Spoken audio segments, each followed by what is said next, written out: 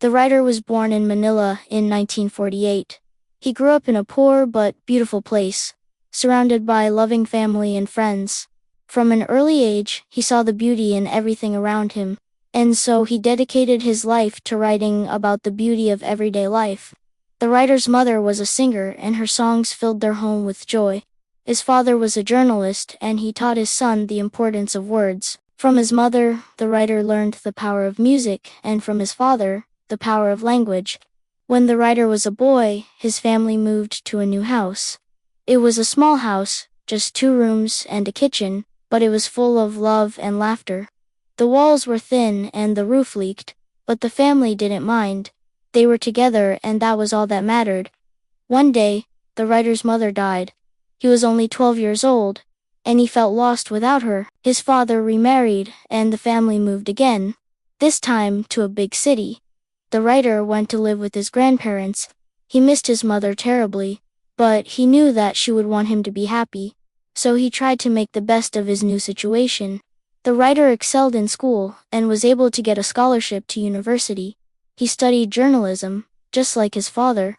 After graduation, he got a job at a newspaper. He was the youngest reporter, and he was excited to start his career. One day, the writer was assigned to cover a story about a group of children who were singing in the streets. He was bored and thought that the story was pointless. But as he watched the children, something changed inside him.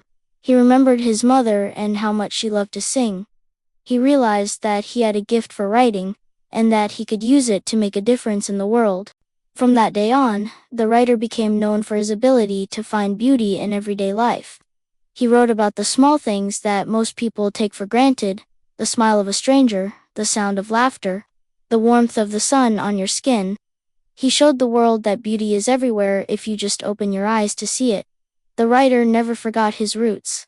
He always remembered where he came from and the people who helped him along the way. He became a mentor to young writers, teaching them the importance of seeing the beauty in everything. As the writer grew older, he continued to find joy in the little things in life. He never lost his sense of wonder, and he never stopped believing in the power of beauty. He passed away peacefully at the age of 75, surrounded by his family and friends. He may be gone, but his words will live on forever.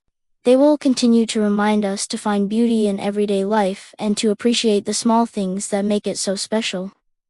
Now let us look at some quotes from this wonderful story and see what we can learn from them. If you really look, really see, life is more beautiful than most people notice. There's a lot of beauty in our world that we just don't pay attention to. When we start to really see the world around us, we start to appreciate the beauty in everyday life. The writer teaches us to stop and appreciate the world around us. When we do this, we'll see that there's beauty all around us. Beauty doesn't need money.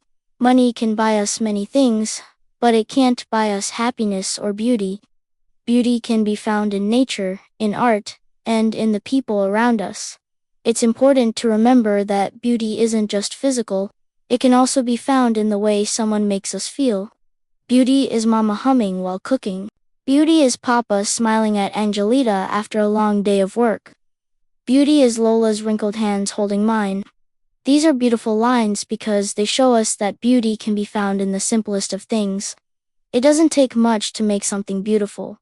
Sometimes all it takes is a little appreciation. One morning I heard my parents whisper. Lola was very sick. The writer overheard his parents talking in hushed tones. They were worried about his grandmother and didn't know how to tell him. The writer was a kind and caring grandson and didn't want his grandmother to be scared or upset. So he decided to take care of her himself. I decided I would do it myself. These are powerful words because they show us that even though the writer was just a boy, he was brave enough to take care of his grandmother when she was scared. He was a true hero. I went to Mang Danilo, the carpenter, and asked him to teach me to build. The writer went to a local carpenter and asked for help. He wanted to build his grandmother a beautiful coffin, so she wouldn't be scared when she died. The carpenter was moved by the boy's kindness and agreed to teach him how to build. Every stitch was a prayer. The writer was a very religious boy, and he prayed every day for his grandmother's health. When he was sewing his grandmother's coffin, he felt like he was doing God's work. He knew that he was making something beautiful, and that gave him hope. While working, I noticed beauty everywhere. The way sunlight fell through the window, the laughter of children in the street, the smile of a stranger when I helped carry his water. The writer was working hard to build his grandmother's coffin, but he didn't let that stop him from appreciating the beauty around him. He saw the beauty in the sunlight, in the children's laughter, and in the stranger's smile. He knew that beauty could be found even in the darkest of times. And then the day came when Lola left. She wore the blue dress, resting in the box I made. The day finally came when his grandmother died. She looked beautiful in the coffin that the writer had made for her. The writer was sad, but he knew that she was in a better place now. Days later, I left too, and from where I am now, I see even more beauty. The writer has since become an adult, and he still sees beauty in the world around him. He knows that beauty can be found anywhere if you just open your eyes to see it. Neighbors helping neighbors, my family holding each other, a whole town glowing in light. The writer is surrounded by loving people who support him and make him feel loved. He knows that he is lucky to have them in his life and appreciates every moment he spends with them. I realize now, light isn't something you wait for, it's something you give, something you leave behind. The writer has come to understand that being a source of light isn't something you wait for. It's something you create. He knows that he has the power to make the world a better place, and he uses that knowledge to guide him in his work as a writer. I was Liwanag, a boy who found beauty in everything. The writer's name means light in Tagalog. He has spent his life trying to bring light into the world through his writing. He wants to remind us all that beauty can be found in the simplest of things. All we have to do is open our eyes to see it.